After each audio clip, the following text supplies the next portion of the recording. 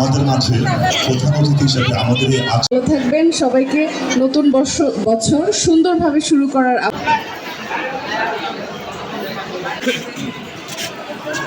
প্রশাসন কর্মকর্তা যারা রয়েছে সকাল কণ্ঠে পরিবেশন করবেন থাকছে মনোজ্ঞ সাংস্কৃতিক অনুষ্ঠান।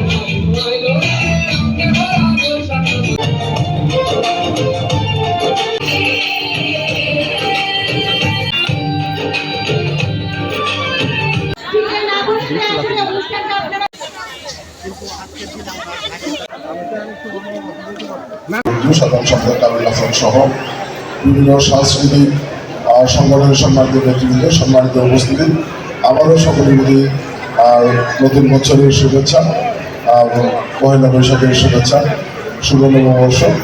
আজকে এই সুন্দর দিনের সুন্দর সকালটি যখন আমরা সকলে জন্মদিন উঠতে উঠে আমরা সকলে একসাথে আনন্দের সাথে যাত্রা শুরু করেছি। আমরা আল্লাহর কাছে দোয়া করি আল্লাহ যেন সেই তৌফিকটি দেয় এই জামালপুরকে একটা সুন্দর জামালপুর প্রতিষ্ঠার যাত্রায় আমরা যাতে সকল মত পার্থক্য ভেদাভেদ তুলে ঐক্যবদ্ধভাবে এই জামালপুরকে সামনে নিয়ে যেতে পারি, জামালপুরবাসীর কল্যাণ এই জামালপুর রূপান্তর করতে পারি।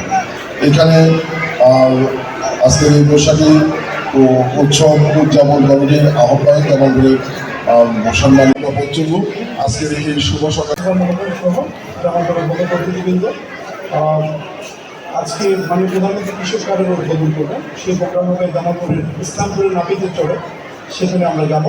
আপনারা আশা করি অনুষ্ঠানটি উপভোগ করবেন। প্রাচীন বাংলা থেকে শুরু করে 1971-এর বাংলাদেশ আমাদের রয়েছে বিশাল এক সাংস্কৃতিক ঐতিহ্য। এর অংশীদার বাংলার কৃষক, শ্রমিক, মজুরের, কোর্স, গারোয়ান, উচ্চবিত্ত, মধ্যবিত্ত সকলেই।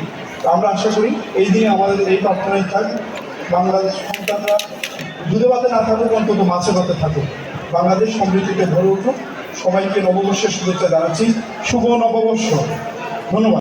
রূপান্তর করি সেই যাত্রা 33 বাংলার ঐতিহ্যের এই সম্রাট আকবর সময়ের থেকে 1584 সালে যে প্রবর্তিত বাংলা নববর্ষ, সেই সময় থেকেই এটি চলে আসছে ধারাবাহিকভাবে।